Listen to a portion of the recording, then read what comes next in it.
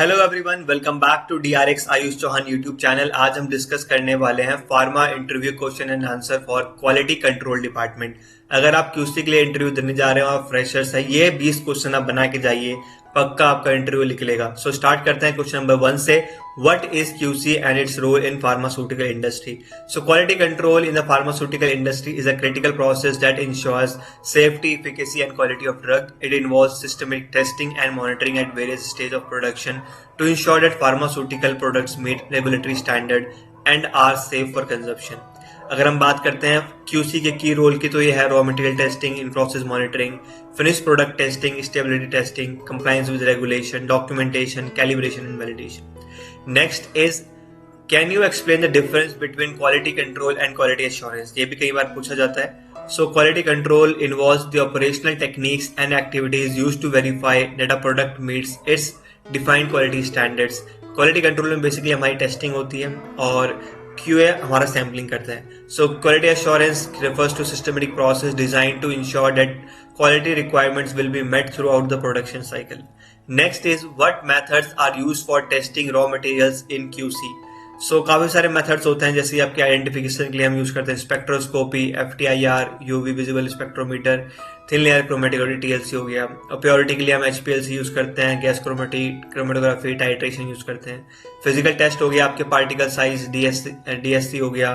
Microbial के लिए stability हो गया आपका, एंडोटॉक्सिन हो गया। मॉइस्चर के लिए कार फिशर LOD हो गया। हैवी मेटल्स के लिए हम AS ICP करते हैं। pH एंड कंडक्टिविटी के लिए हम पोटेंशियोमेट्री कंडक्टिविटी मीटर यूज करते हैं। Next question is question number 4, what is HPLC in QC and its principle and role? अगर आप QC के लिए इंटरव्यू के लिए जा रहे हैं तो कंफर्म HPLC तो पूछेगा ही बंदा। HPLC stands for High Performance Liquid Chromatography. It is a widely used analytical technique in QC to separate, identify, and quantify components in pharmaceutical samples. HPLC approaches on the principle of partition between a mobile phase liquid and a stationary phase, that is column. Components in a mixture travel at different speed based on their affinity to the stationary phase, leading to separation.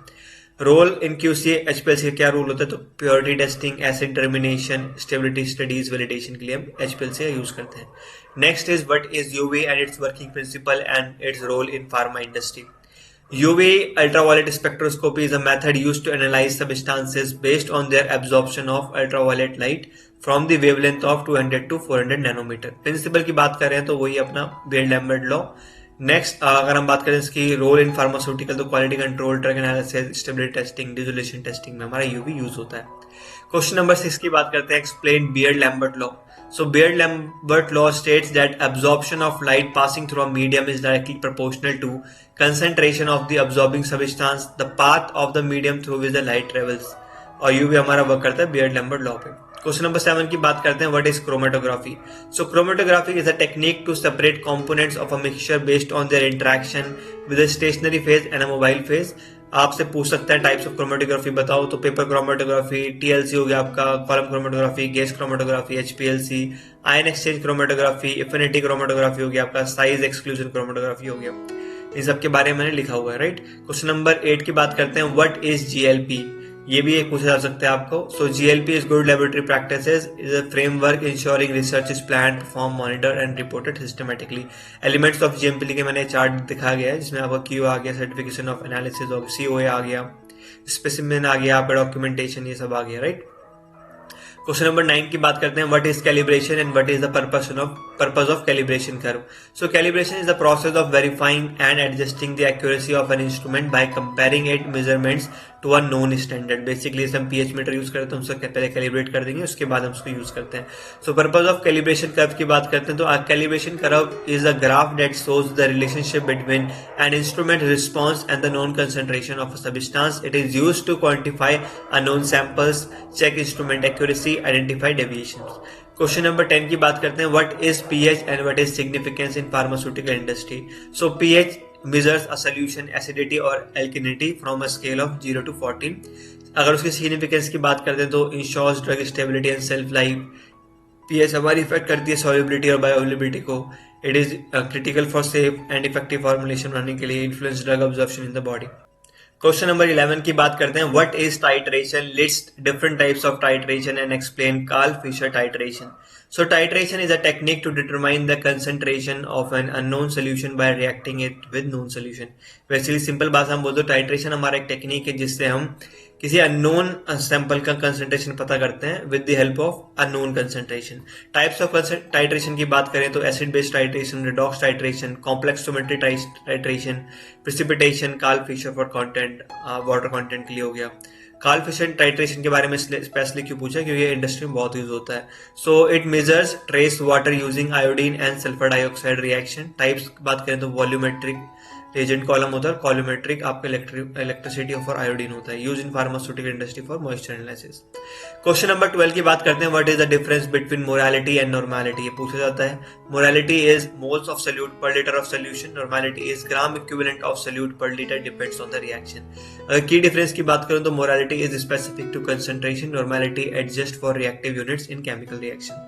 Question number 13 की बात करते हैं. What is the difference between precision and accuracy. Basically आपको मैं simple बात समझाऊं तो suppose एक हमारा टारगेट ये है और हमारा इसका सेंटर ये है जहां हमें हिट करना है. हमने 10 बार बांध चलाई, अपनी तीर चलाई, उसने बिल्कुल सेंटर पे हिट करा 10 के 10 बार, वो हमारी एक्यूरेसी है. हमारा कितना बिल्कुल मेन गोल के बिल्कुल कितना पास हो उसे एक्यूरेसी बोलेंगे. बट लेकिन सपोज हमने 10 बार गोल चलाई और सेंटर से हट के 10 के 10 तीर यहाँ लगी, साइड में लगी 10 के 10 तीर, पर 10 के 10 तीर वहीं लगी तो वो बार बार रिपीटेड लगी, तो वो हो गया हमारा प्रिसीजन. थोड़ा पढ़ते हैं. Accuracy refers to how close the measured value is to the true accepted value. It represent correctness. Precision refers to the consistency of repeated measurement regardless of their closeness to the true value.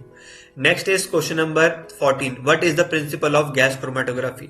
So the principle of gas chromatography involves separating components in a mixture based on their volatility and interaction with the stationary phase.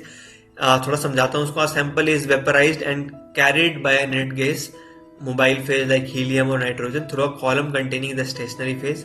Components interact with the stationary phase differently based on their boiling points and polarity. Less volatile components take longer to pass through the column, while more volatile components elute faster, leading to separation. Next question is question number 15. What is the role of blank in analysis? A blank is used to calibrate instrument and eliminate background interference. जैसे UV में हम blank use करते हैं. What is the purpose of COA? So it certifies that a product meets specified quality standards. Basically आपका batch complete होता है, जितनी भी सैम्पलिंग होती है लास्ट में हमारा एक COA अटैच होता है. What is the importance of dissolution testing? It evaluates the rate at which drug dissolves, impact mobile bioavailability. Dissolution हमारा डायरेक्टली इम्पैक्ट करता है the amount of drug reaching the systematic solution. What is the role of a material safety data sheet? MSDS आपको याद रखना है. MSDS Material Safety Data Sheet. It provides safety information about chemical used in the lab. Next question is what is co-chromatography? Co-chromatography यानी a technique used to identify unknown substances by comparing them with a known standard. Last but not the least, what do you know about stability studies and types of stability studies? Stability studies determine drug quality over time under various conditions. Types हैं हमारे long term, accelerated, intermediate, photo stability, force degradation and comparative. Long term basically आपकी कितनी होगी, self life study के लिए होता है. Accelerated आपका रैपिड स्टेबिलिटी हो गया, intermediate between long term and accelerated हो गया. फोटो स्टेबिलिटी आपके इफेक्ट ऑफ लाइट के लिए चेक करने के लिए होता है. और फोर्स डिग्रेडेशन इसमें हम एक्सट्रीम कंडीशन कर देते हैं. कंपैरेटिवली हम क्या करते हैं, टेस्ट और रेफरेंस लेते हैं प्रोडक्टिव स्टेबिलिटी चेक करने के लिए. सो गाइस ये थे 20 क्वेश्चंस. आप इन क्वेश्चंस को बना के जाइए, अपना QC का इंटरव्यू देने जाइए. मैं बोल रहा हूँ बहुत अच्छा इंटरव्यू जाएगा आपका. और अगर मेरी वीडियोस, मेरे एफर्ट्स आपको अच्छे लग रहे हो गाइस, प्लीज सब्सक्राइब करो, सपोर्ट करो, चैनल को शेयर करो.